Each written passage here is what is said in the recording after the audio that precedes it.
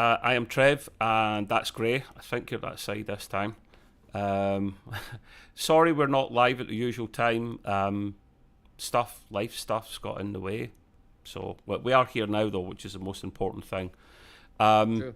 The most important of all, before we get into our live discussion review today, if you go to the link below in the description, that's for our Discord channel that we talk about in the past, and it's our Discord now. We kicked Nick out, we deported him, we literally just got a big massive boot and we kicked him, so he's out.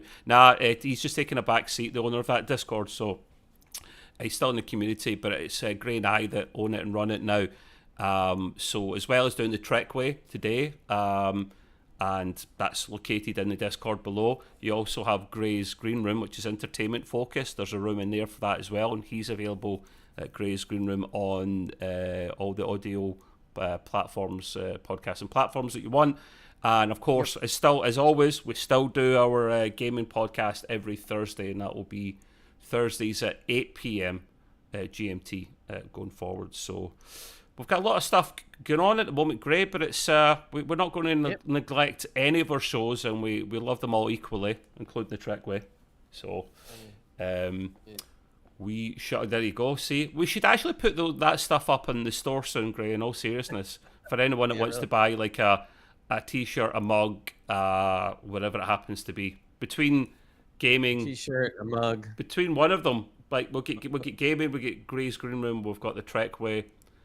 Someone's going to find something interesting somewhere. But anyway, so now we've got the paperwork out the way. So our live discussion, we like to do that usually now on the Sunday night about the recent Discovery episode, and we're almost at the end. They have got all the clues together, and we've got another couple of episodes for the shenanigans to unfold. Great, without, of course, spoiling the scores and whatnot. I've got the vibe reading through this and seeing your score that you quite like this episode. Is it your best episode yet of the season, or where would you rank it? Yeah, I think so. Yeah. There's a lot of things we'll get into that I did like about it. There's still a couple little, whatevers, but overall, I think it's the best of the 5th season anyway. Interesting. Okay. This is interesting. Our scores are actually the furthest apart that they've been yet. Not like by a million miles, but they are a little bit out there. Interesting. My score could have been worse, actually. So, no, by all means, we will fire into it, and we'll go off in our usual tangents like we normally do. We see more of the Breen's way of doing things, like their culture and what they do for the recently departed, the deceased. And they're having I think it was, would you say this a service or a funeral, Gray? I think that's the most, the equivalent for Lack. Yeah, I guess for Breen's, I guess that was a funeral of sorts. Yeah, kinda, I guess. Like, all the family were there. It's like royal family, I think they're supposed to be. And I get the distinct impression that they only do, like, these fancy funerals for the higher-ups. They don't do it for anybody else. Yeah, kind of like a state funeral that you would get often here in the UK for like members of the royal family or like ex-prime ministers and whatnot passing away. No surprises that, as we thought from the last episode, Maul is trying to bring Lack back to life with the progenitor technology. I mean, again, we're going to end up having Star Trek zombies. I can just see it, and I don't know if I'm horrified or excited. I'm actually both, Gray. Is that wrong? I think it's wrong. No. We've not had Star Trek zombies. When I first heard the back to life thing, I started thinking of the Genesis and TOS. Like Spock as well, but that was different. Spock's unique. Exactly. So I'm sitting there going like, you did it with Genesis, and now you're going back to this progenitor stuff. Like, yeah, I'm not sure how it's going to work, but we'll keep an open mind, because let's say Star Trek zombies could be great. Sure. Now, I'm slightly disappointed. I won't knock off any points of this, but we do go back to the Badlands with Discovery, and it's nice to be back, but no subtle Voyager music, Gray. Did you notice that? Yeah. They should have slipped it in somehow, somewhere. Just a little. Shame. It could have been something like just a couple of notes or something. It didn't have to be the whole orchestrated piece. It could have been just maybe I don't know, like maybe a lone trumpet or something playing, Lone a few trumpet. notes, or I don't know, something like that. Like, You're going to start playing trumpet for us now, great, nice one. well, you know what they could have done that would have been even better. You know how sometimes they're talking, or they might be at the lounge, or they come into one another's room, and you hear music playing in the background. Yeah. That would have been perfect. You could have hid that in there at the background, and they could have been talking in the background here. You just go into someone's room and it's like, what's that you're listening to? Oh, it's this Voyager music. Yeah, it's kind of cool, yeah. Yeah, why not? Some old stuff we found back in like what year? No hint to music. Okay, that's fine. I won't talk to many points, but it would have been nice. Yeah. So they appear at the entrance to the Badlands, not in the Badlands, because that would be interesting with the Spore Drive trying to jump straight into that thing. I don't think that'd be a good idea. You would definitely have fried mushrooms after that, Gray. Let me put it this way. So they're at the start, and then they're at the little beacon thing for the library. And the librarian, she's probably got another title, but I'm calling her librarian. She's the person that works at the library, therefore she's a librarian. It's simples. The Space Library, as I like to call it. Space Library. The Space Library, yeah. Bear in mind, remember this changes location. I think it said every 50 years or so. Yeah. But this time it's been there for the best part of a century, I think they said. So it's maybe... Yeah, they did say something like that. Yeah, so it's like past its due date, which is ironic considering books and fines. And it's probably, when you think about it, the perfect place, because it ain't that easy to get into, that's for sure. And if you want to see or read stuff that badly, then, That is very true, and I'm glad you touched upon that, because you can't just willy-nilly go through the Badlands, because it is a very dangerous place with the plasma storms. You need to know where to go from A to B to withstand getting smashed up. And they literally do make their way from A to B. But what I found really, really amusing was, while this is happening, the librarian, who's literally like beamed or hollows self onto the bridge, is chatting to them casually about what's going on while they're getting absolutely smashed up in the Badlands. I'm like, what are you doing, woman? She's just doing her job and going like, and you'll know that the blah, blah, blah, blah, blah. And meanwhile, they're going like, oh. Because Burnham does ask if we could kind of skip that part. And she did skip the part, but then after a short while, she continued waffling on. And, and then Burnham's just like, listen, could you just wrap that, please? Like, we're focusing here on not getting destroyed. Thank you. That'd be good. But it was pretty amusing. Would you not think by the 32nd century that starships should be not invulnerable, but close to that? Like they should be able to handle a plasma storm a lot easier than they did 900 years prior. Or am I just nitpicking again, Gray? This is I don't know, but this is the thing we had talked about before. The fact that they are, 800-900 years in the future. You could basically just say everything is totally possible, period. Yeah. But because they can't do that, they have to have some stories. So yeah, but you're right. But on the other hand, you got to just forget that. I know. I'm nitpicking, of course. That's what I do. No, but that's the funny thing about it. If they were going to go into the future, I would rather have seen them gone maybe only 100 years in the future, or whatever, because that would have made it a little more plausible than jumping that far. But whatever. That's a very good point you bring up, Gray. I think they put themselves into a position by making themselves travel so far to in the future where you're almost out your depth and the expectations are so high.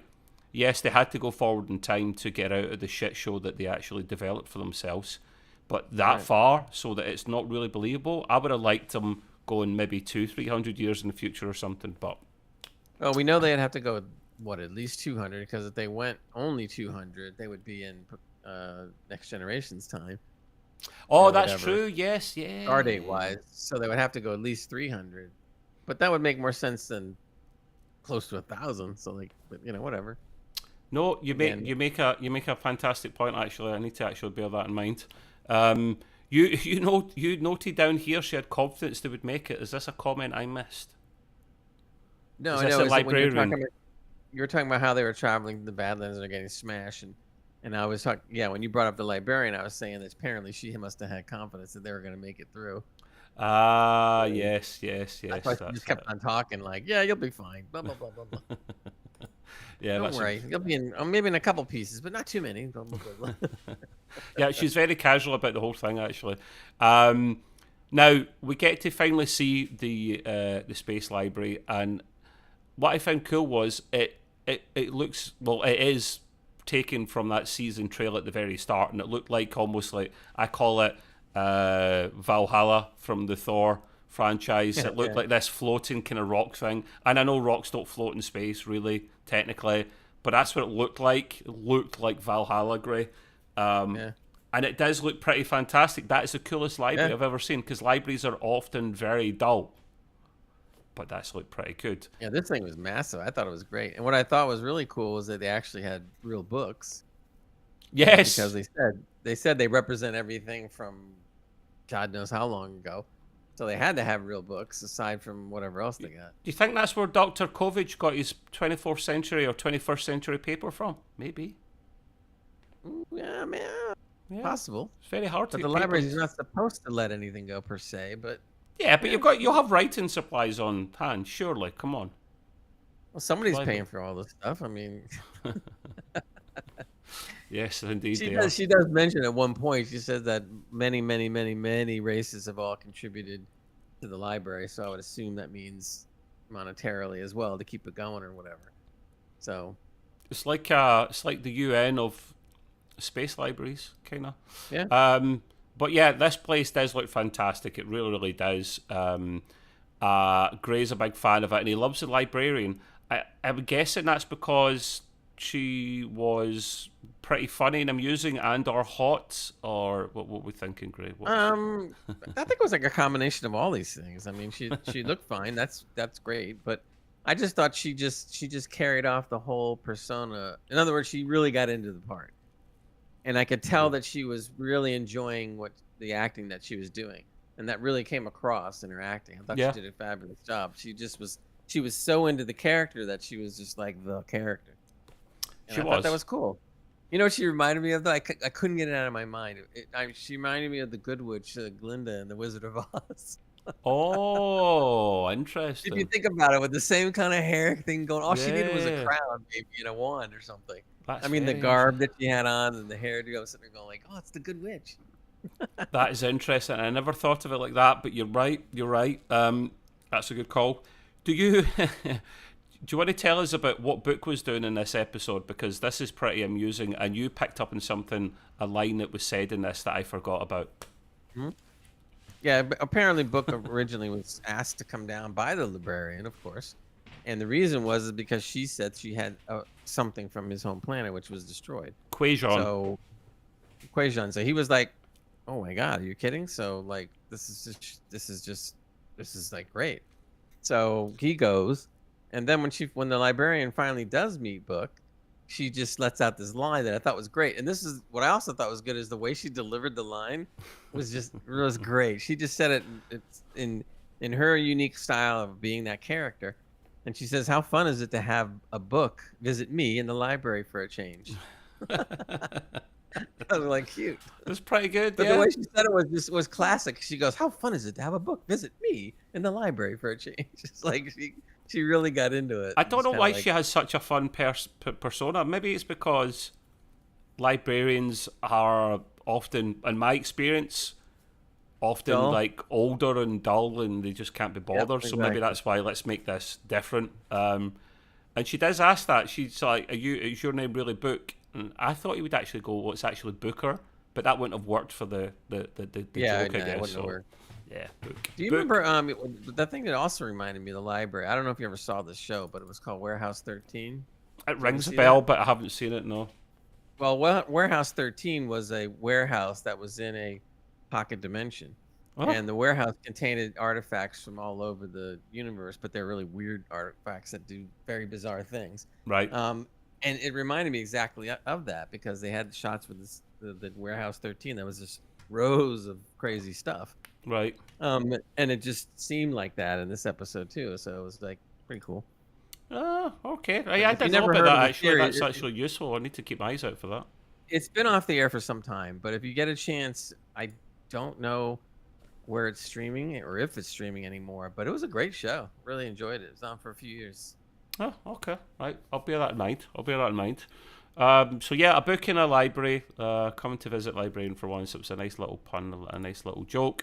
We knew this was going to be a kind of, because the title of the episode is Labyrinths. I possibly forgot that at the very, very start. Burnham gets her chance finally to. She's so close to get her hands on the last actual piece of the clue or the puzzle. She's brought into a little room in the library, sits down with the book, and inside the book is the clue she's after. It looks like some kind of fingerprint scanner thing that she's got to press. What's the worst that's going to happen? She presses it, and that knocks her unconscious. Of course it does. Time for her to escape the labyrinth, aka the mindscape.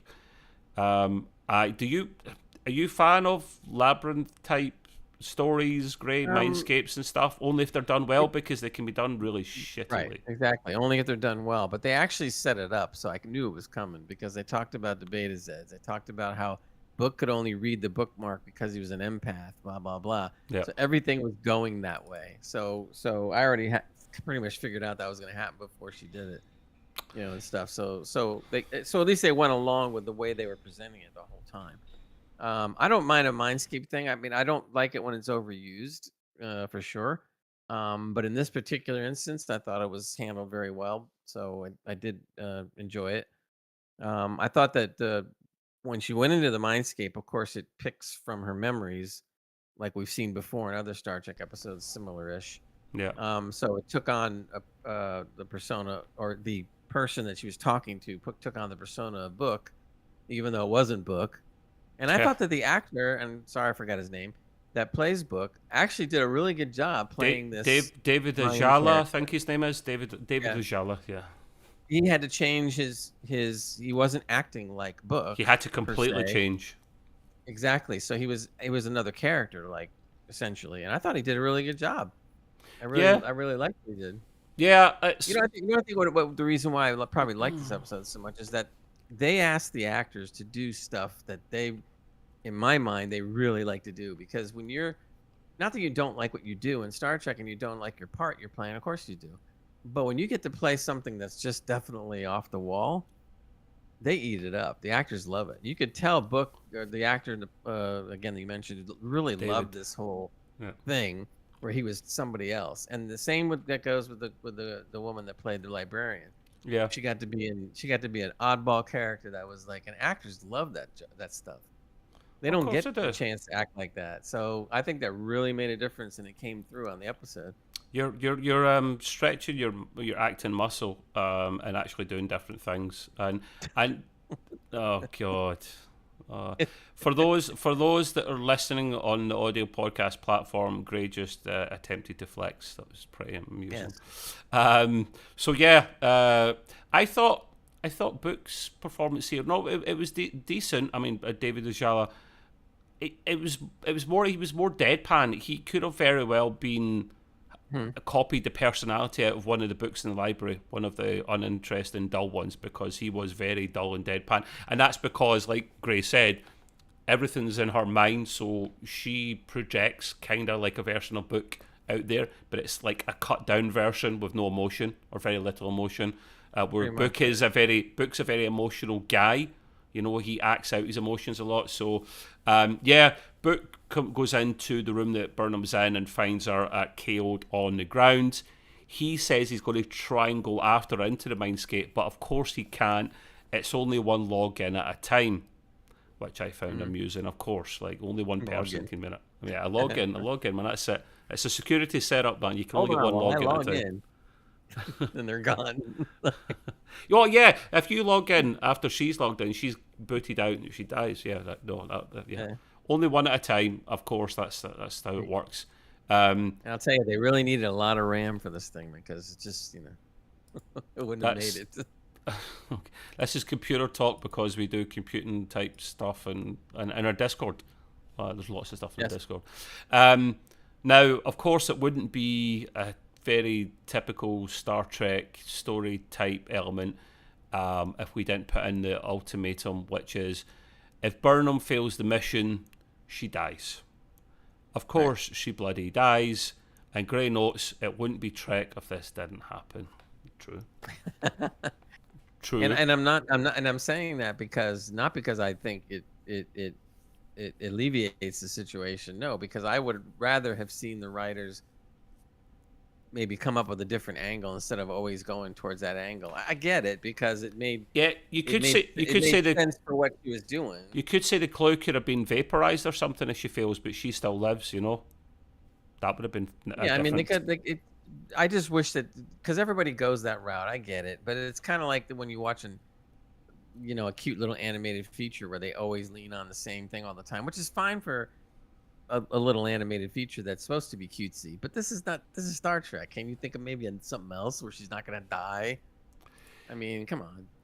Yeah, it's kind of like the same old. I know, and it's an easy way to do it, isn't it? That's why they write that in. But like I said before, it would have been maybe different if they just said, or the deadpan version of book had said, listen, if you fail this, the clue that you're looking for just instantly vaporizes and gone bye-bye. You'll live, but you won't be able to get the clue, which kind of sucks, right. But there's not the imminent threat of death like there usually is. Yeah, that you make a good point. So it would be something like a Mission Impossible when they were done giving the mission, the tape would vaporize or burn up, and that was the end of that. So this thing could actually end up being vaporized. If you get it wrong, you'll never get it because it's going to just blow up. That's it.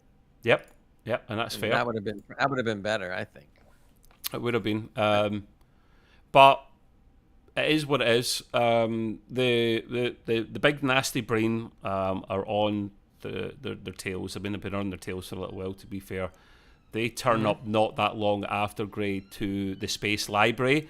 Was it still the same dreadnought? Was it the same ship? I couldn't remember if it was the same ship.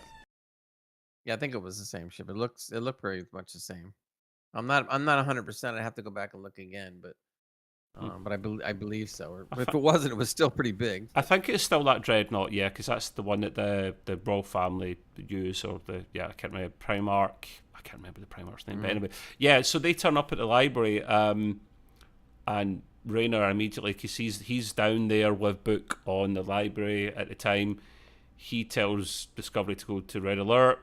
Good, common command to give, like the commander's just doing his thing. He's got a con at this time anyway.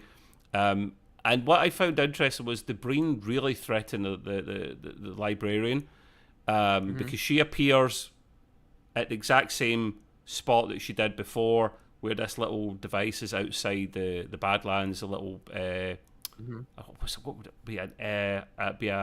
What's the word I'm looking for? What was this little device called?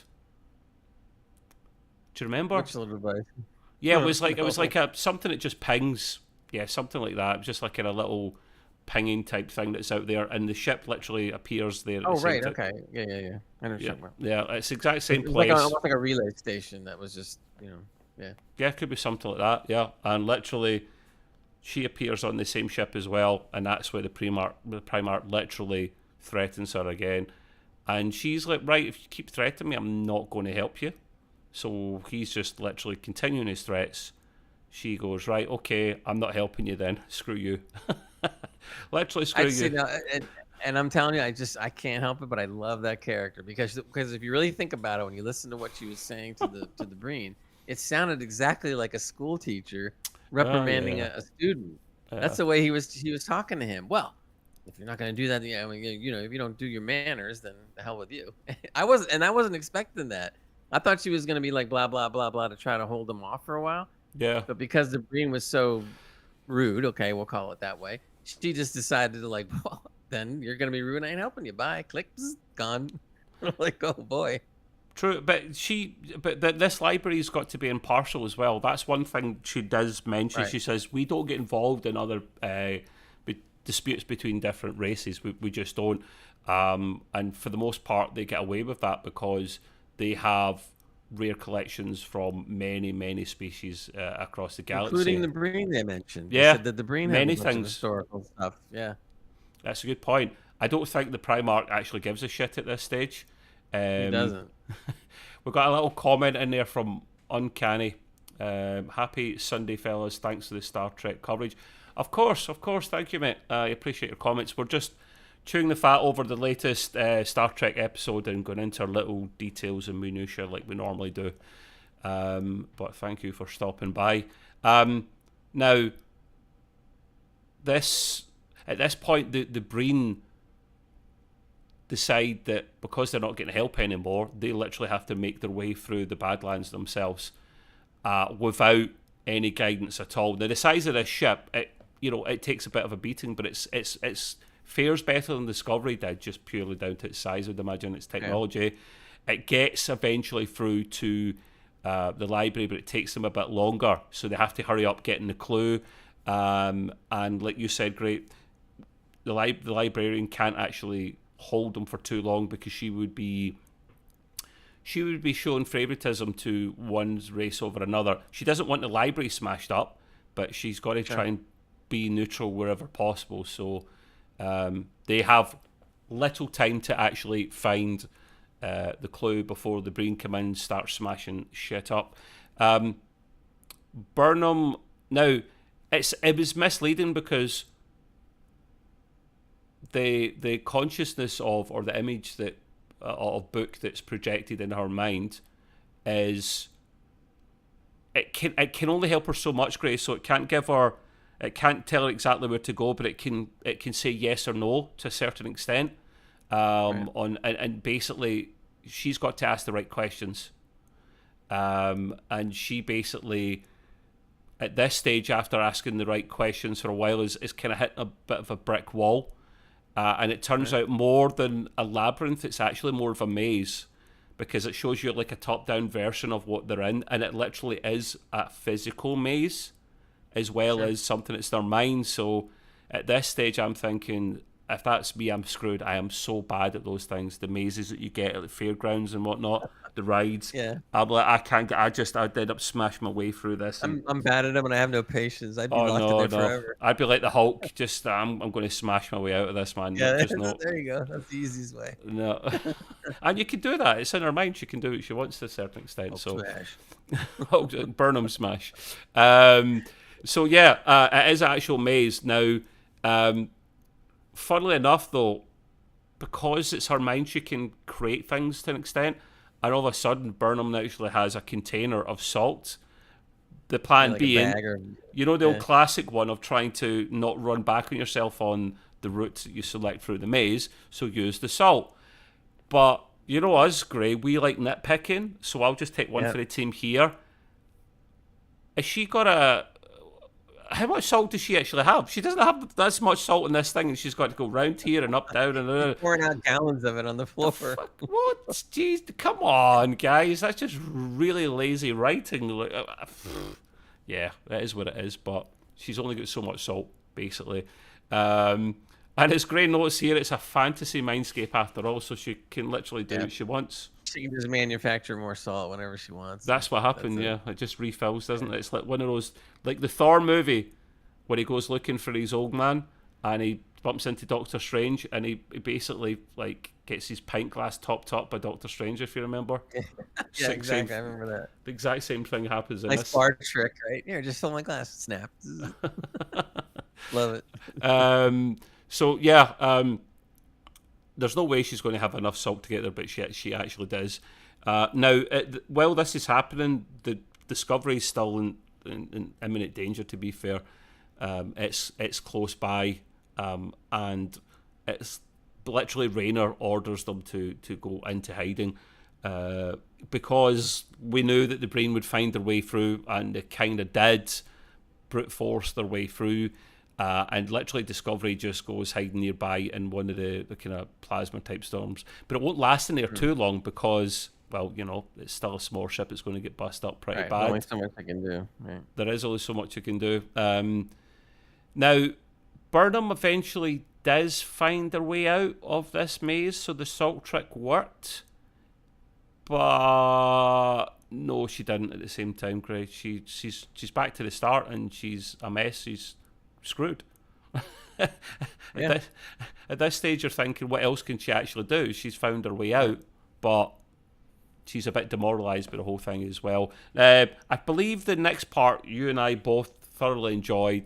I like to see little cool scenes like this. We don't have a lot of CGI, I don't think, in this series or this season so far. This season. And I know it's expensive. I get that. But the Breen literally are... They're going to bash their way through the front doors, whether the library wants it or not, because they've raised their shields, which also stops anyone getting beamed out. So that's why Burnham can't be beamed out. And if they try to beam her out, even if it was possible, the little device that's on her for the mindscape would literally just probably make her brain dead. So nice storytelling aspect there. The Breen have a shield tunneling technology weapon, which when I first saw it, Gray, I thought it was like the equivalent of their phasers again, but it wasn't. I've never seen anything like this in Star Trek. Have you? It literally, it does what it says in the tin. It tries to force its way through and hold open the shield so they can beam their troops in. Have you ever seen that in Star Trek? I don't think we have. No, not like that. But I thought it was pretty cool because essentially when they meant tunneling, that's kind of what they meant, because this thing looked like the shape of a drill. Yeah. More or less, and with a wider end and a smaller end, but still it's still like a tunnel. Yeah. Because it has two ends to it, so you see it just kind of moving around and looking like it's trying to bore through the shield. And the effect was pretty cool because as it was boring through or whatever, you would see the shield get disrupted or whatever. So that was pretty cool. I had one problem though. Okay. When the librarian saw that the Breen were going to be a problem, right? Right. She said at one point, I could go back on the episode, but I'm pretty sure of this. She said, you guys do what you got to do, and I will go ready the offenses. She didn't say defensive. She said offenses. Oh, okay. So I'm like, so as soon as I heard that, I'm going like, oh, okay. So beyond shields, they probably got some weapons going. You thought this library was packing some heat. Well, at least something. And then when they didn't even do anything, with the exception of the shields, I get it. They're not a warship per se. Yeah. But then again, neither is a Starfleet station. They're not a war weapon, but they got some heavy duty cannons that you don't mess with a station like that, right? Yeah. So I'm sitting there going like, well, they can't be so naive in the 32nd century that they don't have some kind of offensive weapons, because you don't know what's going to happen. I mean, anything could happen. So I think that was one major mistake in the series, that all they did was just have shields and they couldn't do anything else, not even fire on them. Like, yeah, really? Yeah. No, I missed that. And then I'm thinking of something else. If all the civilizations have contributed stuff to the library, that means they all want to see it stay there, and they all have a vested interest in wanting it to stay there. Yeah. You don't think that some of them would lend some weapons to them and put them and pack them on the station so that it could be protected? True. But that whole thing just didn't make sense to me. I just didn't understand it. I know Discovery had to figure out a way to help with this while they're trying to get through the shield tunneling. Okay, that's fine. Doesn't mean it couldn't have been fired on though. That would have been great. Seeing the library open up, and try to delay them by shooting at them too. Well, we haven't had that for Discovery. We're missing some serious, as I've said before, Starship actual pew action. So if we're not seeing it from Discovery, we're sure as hell not seeing it from a library. But that's a good point, Gray, if that indeed was said, because we should have actually seen some offensive. It makes more sense on paper for it to be defensive, like really, really heavily defensive for the odd person that does start the ship. But then the Breen are very technologically advanced, and you don't mess with them, but they're going to force their way through whether they like it or not. While this is happening, Burnham is literally run out of time, because she's sitting at where she started. Literally, she went round the maze and ended up where she first began. And the thing is, while this whole thing was happening, the lights in the distance were slowly turning off to just kind of give you that storytelling element of her time is running out, and it literally is turning out. She's sitting there with Book, or the fake version of Fake book, book. as the fake book, as the lights start turning off and getting closer and closer to her. Now, as I touched on before, that because the Discovery had to go hiding actually in the Badlands, because the library's in like a little pocket bit in the middle that's not got any plasma storm elements there at the time, but the Discovery has to hide itself, so it goes into the plasma storm again, and it's taken another pounding. But the legend, the myth, the absolutely superstar Jet Reno is back. And she comes to the rescue. Remember, was it a couple of episodes ago, or was it last episode, where she was discussing, Gray, all the little odd jobs and random shit she used to do when she was younger? Yeah. Well, one of them here must have been something to do with coding or whatever, because back in the day, one of her roles is she's able to basically stop the Breen's tunneling device, because she actually knows a way to counter it. So again, Jet Reno is saving the bloody day because she's amazing. And I'm glad she's used again in another episode. I think people realised the writers knew how successful this character was, great, in the previous season, and I'm glad they're listening and actually using more of her. So that was pretty smart. Now, we do get to a couple of fun elements. Now, Discovery is, with the help of Reno, able to close that tunneling device down, but not before a few troops get through. Now, am I nitpicking again, Gray? How the hell does Discovery manage to do that from such a different distance with a storm all around it? Am I nitpicking, or is it a nothing? No, they did explain it kind of, but I don't think the explanation was as good as it could have been. Yeah. But their explanation was that they could send a positronic beam to mimic a change in frequency.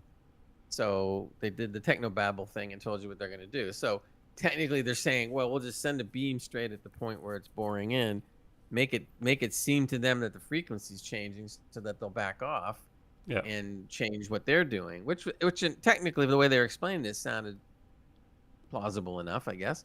Yeah. But yeah, it was a little hard to believe that they're kind of like, they're gonna spend a beam while they're getting buffeted about in the middle of a plasma storm, and that beam's gonna hold still right to where it's supposed to be. And it's a bit of a giveaway when a beam's coming right towards you, whether you can see it or not, that, by the way, we're the Breen, and we just noticed this like random beam coming towards us. I wonder where that's coming from. Oh, it must be a starship. Let's go and have a look. Yeah, I know, I'm being predicted. I know that, guys. That's what we do here. Well, to give them, a break, they did mention that they said the Breen will figure it out. It's not going to last for long. Yeah, and they did figure it out, which was that's cool. Great. I just think that they should have come. I don't know. They should have just. Yeah, I'm letting it go, but it was kind of like. I love how you signed it off as Technobabble, Gray. Well, we could call you that. Yeah, because it was about Technobabble. You're probably better at it than I am. Now, at least one of the Breen soldiers is taken out, because the Primarch on the ship, the Breen ship, asks to basically look at the Breen's version of a GoPro. It's the best way I could describe it, because he can see what they see. Literally, turn on your GoPro now, and he sees Book the chest camera, like the cops wear. The Breen cam. We'll call it Breen cam. Breen cam is even better. And Book, the Primarch sees Book shooting his soldier and taking him out, and then you see Rayner run up to him, and he obviously knows where the camera is, because I don't see any fucking camera on him, but it must be built into their visors. And his line was absolutely brilliant. This is why I love Rayner. There's more of that down here, you gelatinous assholes. And I was rolling out tears with that one, man. That was brilliant, and that pissed off the Primarch. Something new. Now, Book did kind of save the day by taking out this soldier, but he gets shot and returned himself a little bit, actually. So he's not badly damaged, but it looked like a bit of a sore one, to be fair. Yeah, but they did say they had to get him back on Discovery. Oh yeah. It's not like you put a plaster on it or a band-aid and you're good to go. No, it was a bit more deeper than that. Now, Rayner at this stage is doing. Now we do love this character, Gray, and I guess we can't be too harsh with him here, because he's got to sometimes be the person that Burnham can't be because he's looking out for her back and everyone else on the ship at the same time. He's literally ordering everyone back to Discovery in 5 minutes. Now, Star Trek 5 minutes is more like 15 minutes, as we all know. In every single show. It doesn't matter what you're watching. So We've only got 10 seconds. A minute later. We still got 5 seconds. What? yeah. Never change. Please never change that, Star Trek. I find that element hilarious, and I hope they keep doing that.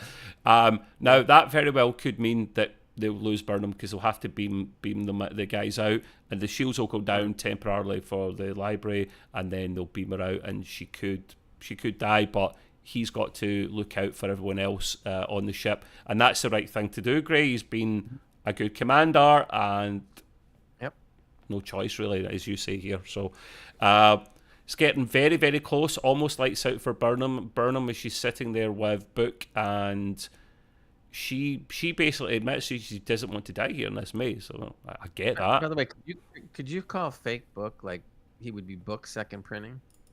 Second edition Book. Yeah. Oh God. Oh, people are unsubscribing on by the dozen right now. Oh God. Yeah. Some of the librarian stuff. Yeah. We'll leave the book jokes and puns to the side, I think, just in case. But she says, but she knows she's almost defeated at this stage, Burnham. So she said, "Listen, fake Book. What can I ask? What the test was before I die? Basically, just tell me I'm going to die anyway." And he says, "No need. You've passed." And I swear to God, the reaction in her face. I know she's an actor and she knows this is coming. I guess it's like a wrestler who wins a title. He knows he's going to win it, but he's still amazed and surprised when it actually happens, because she's just like, what the actual frack? How have I passed? What? And yeah, like, what did I pass? Yeah, what exactly did I pass? And I want your opinion on this, Gray, because his point is it's all about knowing oneself, right? And I get it. Like, he says, do you think we want to give this technology to the bad guys? No, we need to give it to the good guys. And as she's sitting there admitting all the things she's done wrong and what she's scared about and how she's going to fix her life, that's about knowing your inner self and admitting to your faults and how you can make yourself better. All that, life shite and, that people talk about. I thought it was a bit of a cop-out. That it did make sense. Like, you have to be trusted to get this clue, but I thought it was. I wasn't a massive fan of that element, Gray. What did you think? It didn't bother me that much, but it is the rather typical thing. So in other words, and I'm not trying to brag or anything, but I saw that one coming too. There wasn't really any surprise to it. I mean, it was leading up to it, and then all of a sudden going like, yeah. So, but in the scheme of things, as it was happening, it didn't bother me that much. But yeah, it was a regular trope that they go back to many TV shows and stuff, and they continued that now, and stuff. So you saw it coming from a mile away that's more or less was going to happen. But I thought it was handled well anyway. Yeah, I think that was the only way they could really go about it. But when you said it yourself a moment ago, if it's obvious that it's coming. Not that we have to be surprised all the time, Gray, but right. But if it's that obvious that we know it's coming, we just think maybe the writers could have done better. Again, I am nitpicking because it doesn't break the story or anything. Yeah, it's fine. It is what it is. So because she's basically won the prize, Fake Book, who starts smiling a bit more at the end now, tells her where the last clue is. And it's literally a little gem thing. It's a little crystal thing that's stored nearby. She's got to go in and break this, and the last part of the clue's in there. Now, she manages to grab this clue after waking up, getting the clue. She literally manages to escape with the Doctor and Book and Rayner with the clue just as the Breen beamed down and opened fire. It was literally this close, actually. And I've always wondered, Greg, when that happens, when someone fires a phaser through your transport particle beam, what actually happens? That happens a lot in Star Trek. Right. I think that if it truly does pass through it, it's kind of like rolling the dice. You could definitely get something can happen to you. Rematerialize with like 4 fingers instead of 5 or something, like possibly. Yeah, or you're just injured somehow, Or you rematerialize and you're your private areas are missing or something, like, because you've just been shot right through there. Oh no. Anything's possible. But yeah, no, they do make it out, of course, just in the nick of time. Now, the Breen being a nasty piece of work, like, I've never known them to be quite this nasty. They're going to destroy the archive if Discovery doesn't give them all the clues, because Discovery does have all the clues now. And that is a massive threat. Burnham says, listen, I will give you the clues, I'll give you the pieces of the puzzle if you swear a Tergoon. Now, Gray says, a what? But this is more Breen talk. This is more Breen. Now, Breen babble. Breen babble, Breen instead of techno babble. Now, this is a kind of royal type family species, right? So they take loyalty and faith and all that stuff very seriously. And when you swear to a Tergoon, which is something almost sacred, you don't go back, and it just doesn't happen. So the Primarch has a think about it, and he's like, yeah, okay, we'll do that. But while this is happening, she's saying, listen, Tilly, put this bloody last part of this clue in here and get working, would you? And let's find out what happens. And it literally shows you a star chart of where they need to go. So that's why she's going to hand over the parts, Gray, which makes sense. That's absolutely fine. They can hopefully get there ahead of... Well, they can get ahead there of the Breen because they've got the spore drive, I guess. So makes sense. Mushrooms to the rescue again. Mushrooms to the rescue, but those mushrooms are about to get fried very, very shortly, Gray. So, how do you like your mushrooms? So, okay, she's got the clue. She's got everything she needs. She sends the piece over, all the clues over to the Breen ship. And we think it's going to be fine. They're going to go in their separate ways. But yeah, it's not going to be that simple. The Primarch is literally saying, listen, I'm literally just going to destroy Discovery. Now, I'm not really surprised by that element, Gray, because that wasn't in the Tergoon. The Tergoon was don't fire on the library and kill everyone. No one said anything about Discovery, so while it's a bit scummy, it's fine. It's fair game. Yeah. And the Discovery, Burnham, and she needs to find a way to get them out of it. Now, their plan is, and Gray's added to this, thank you, that they're literally going to do a spore jump, right? But just literally a nanosecond or a second before they do it, they're going to do a series of events. They're going to vent plasma from their nacelles and also blast out all the atmosphere from their cargo bays with whatever's in their debris and whatnot, okay? To make it look like as soon as they jump, they've been destroyed. I'm thinking, Jesus Christ, this is timing to perfection in case something goes wrong. And it kind of almost is. This is their only plan, really, because they couldn't have the Breen following them hot on their tails. No, they don't have the firepower or anything. They're a science vessel. Let's not forget that they are a science vessel, and even in the 32nd century, they're packing more of a punch, not against the Dreadnought. So I'm sick of the hero ships always being so bloody weak. Bring back the Enterprise. Oh my God. Anyway, right, so they do time it off to perfection, but you see the Breen opening fire just before they disappear, and it's smashing up the Discovery pretty good. The shields are dropping really quickly, But then Burnham's got a timing thing to do, Gray. She has to literally stay there and take the punishment and hit just at the right time. It has to take enough damage so that when it jumps... Could you imagine the Breen just shoots off one volley of fire and then she carries out the plan? And then it'll be like, that's destroyed Discovery a bit too easily there. Doesn't make sense. So she has to time it. Right. They're almost screwed, but not completely. And then they do it. And it does look like an explosion. It was pretty cool. Yeah.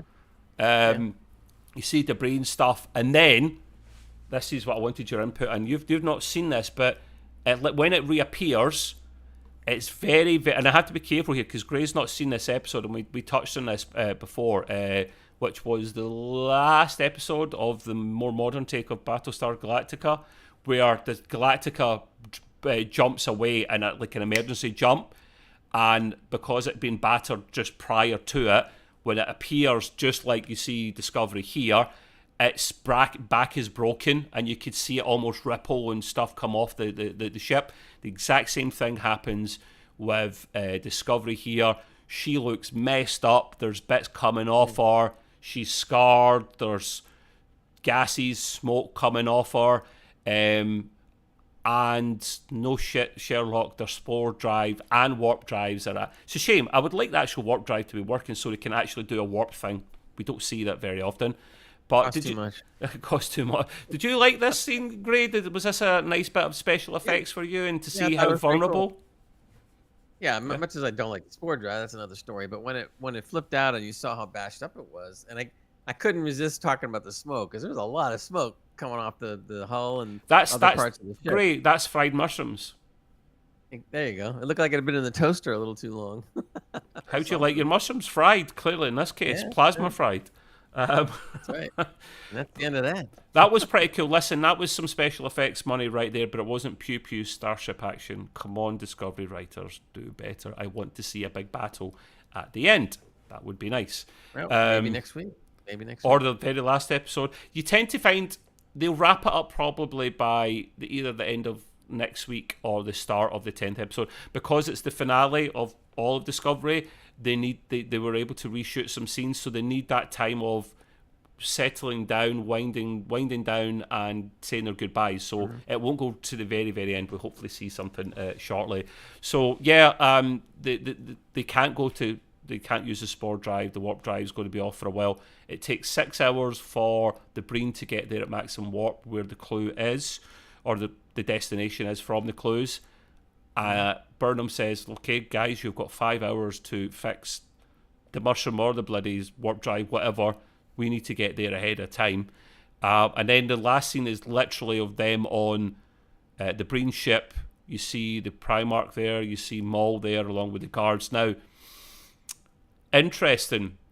The Primarch is literally going to open fire on the library, despite saying that this Tergoon is sacred and you wouldn't do that. And right. Maul is disgusted by this. She basically convinces the guards to turn on him. Like, you really want this leader that would piss all over such a sacred oath to be your leader? And they're kind of they're not unsure, these soldiers, but literally as the Primarch's about to kill Maul for her cheek, her comments, one of the guards literally does turn on the Primarch with a phaser. That allows Maul to actually pull out a sneaky maneuver and actually shoot the Primarch back. The Primarch is no more. He's dead. The soldiers, it looks like, are following Maul now. Is she the new Primarch, Gray? I am confused. What do you think she is? I mean, it appears that way. Again, I did enjoy the scene, but I thought it came off a little too easy.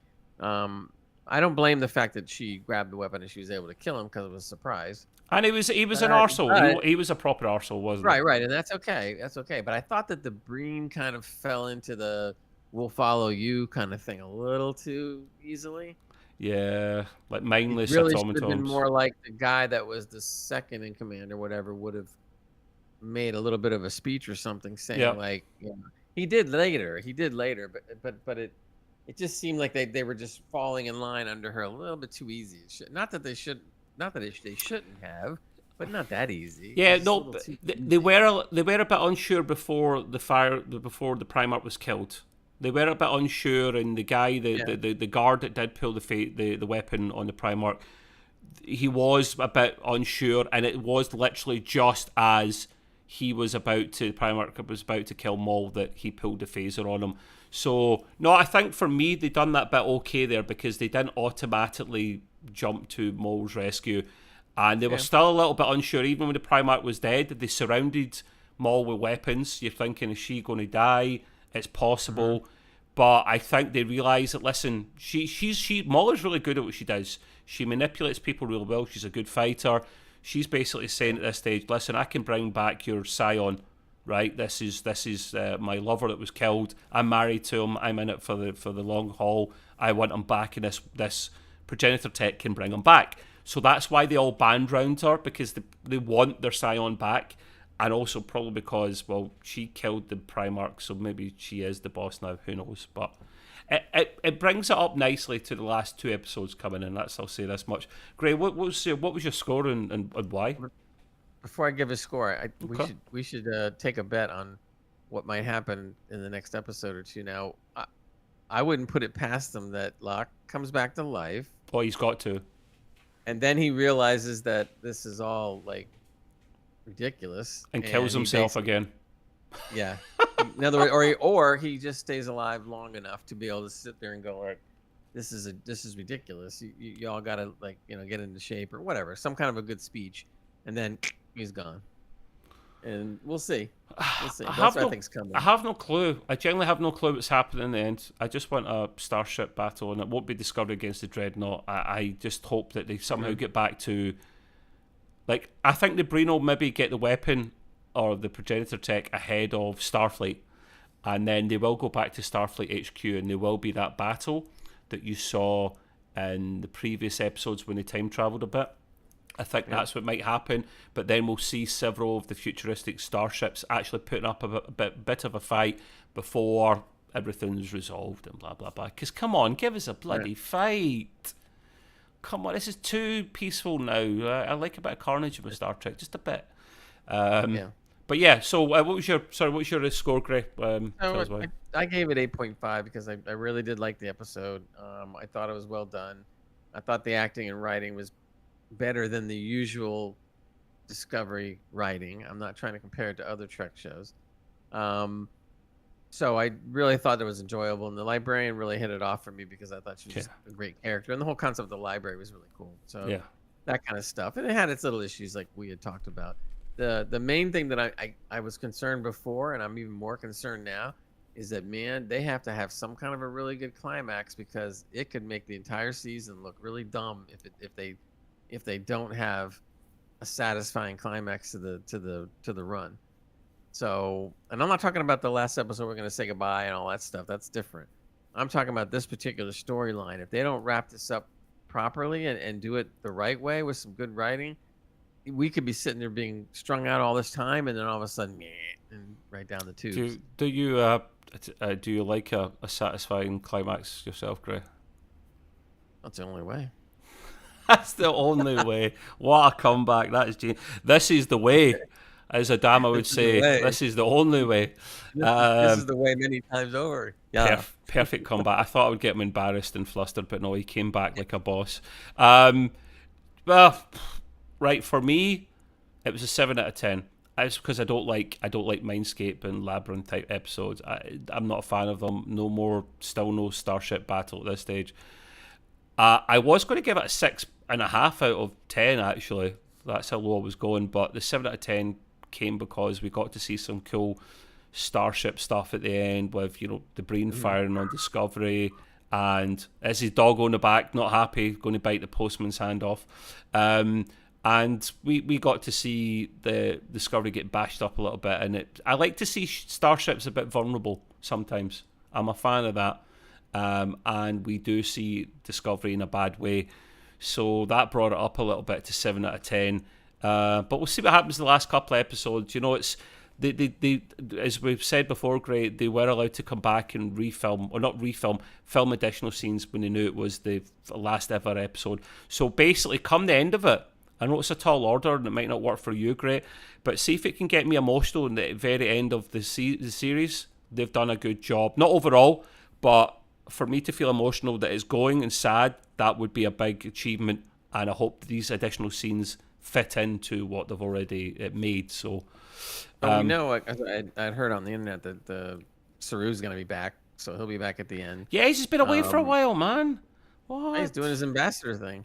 So, in any case, he's going to come back, and I think some of these additional scenes are part of what that all was. He'll be at Starfleet HQ, won't he? That's why I think they're going to be at Starfleet HQ for at least one, if not two episodes. I think what probably will happen is, like, we've seen like before, like the last episode, the first half will be tying up all the loose ends from the storyline. Yep. And then the last 30 minutes, 20 minutes, whatever is going to be bye, or whatever.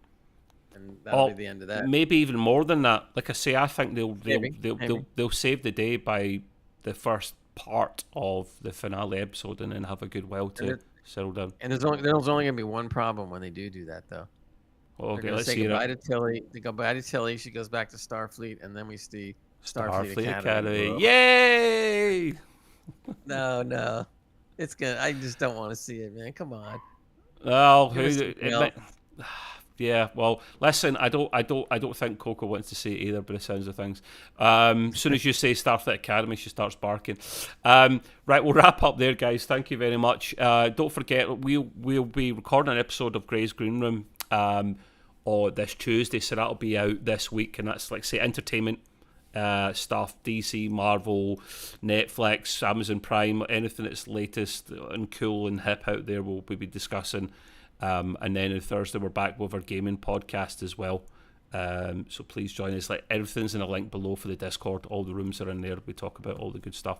But yeah, until the next time, thanks for coming along, Gray, and do your thing. Say goodbye to the people. Long and prosper, everybody. See you next time. Bye bye.